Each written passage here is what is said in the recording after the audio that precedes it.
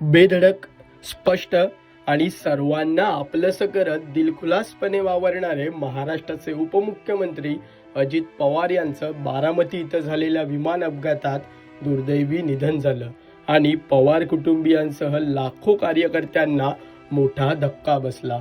नेहमी विकासात्मक दृष्टिकोन ठेवत वाटचाल करणाऱ्या व्यक्तिमत्वाने अशी अकाली एक्झिट घेतल्याने महाराष्ट्र सुन्न झाला आणि लहानांपासून थोरांपर्यंत प्रत्येक जण हळहळला।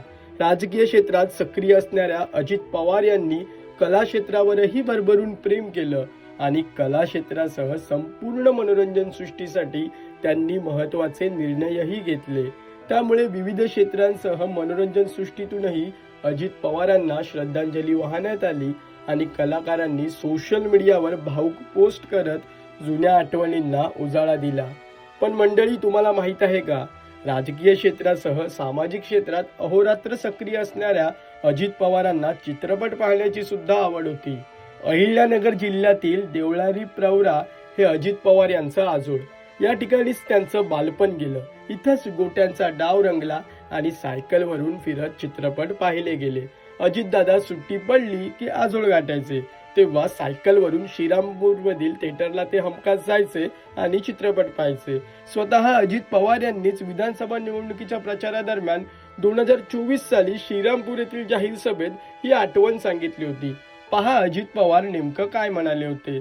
माझा आजोळ ज्या विधानसभा मतदारसंघात येतं ते देवळाली प्रवरा हा देखील भाग 32 गावांचा राहुरी तालुक्यातला तो आणि श्रीरामपूरची 54 गावं असा 86 गावांचा मतदारसंघ 3,05,311 बूथचा।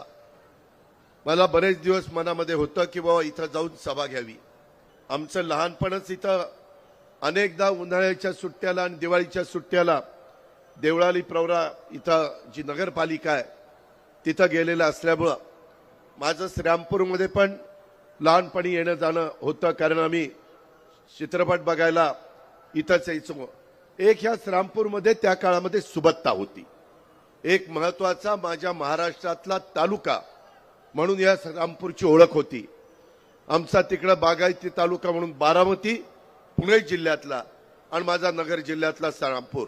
तर बारामतीतील विद्याप्रतिष्ठानच्या मैदानात अजित पवार यांच्या पार्थिवावर शासकीय इतमामात अंत्यसंस्कार करण्यात आले।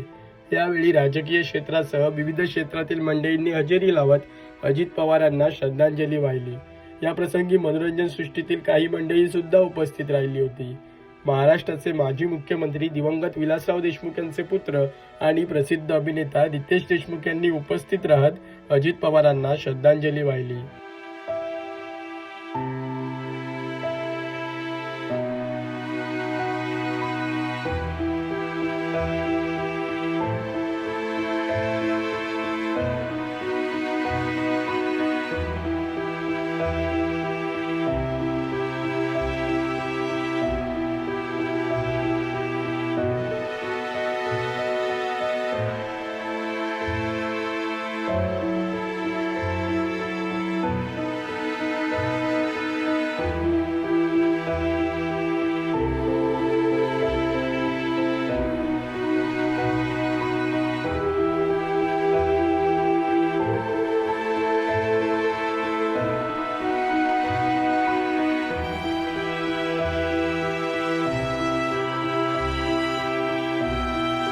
हा व्हिडिओ तुम्हाला कसा वाटला हे आम्हाला कमेंट करून नक्की कळवा आणि मनोरंजन क्षेत्रातील महत्त्वाच्या घडामोडी जाणून घेण्यासाठी लोकमत फिल्मीला सबस्क्राइब करायला विसरू नका।